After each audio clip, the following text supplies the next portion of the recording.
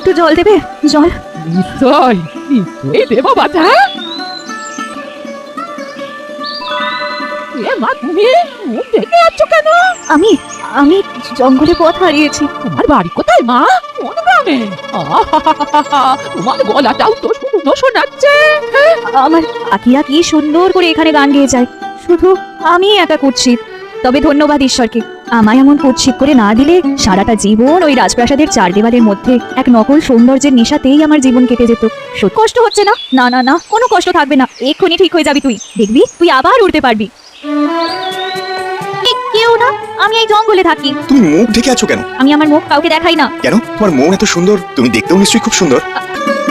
তুমি কি এখানেই থাকো? হ্যাঁ। আমি আজ সারা দিন এই জঙ্গলে তোমাকে খুঁজেছি। কেন? আমার তোমাকে ভালো লেগেছে।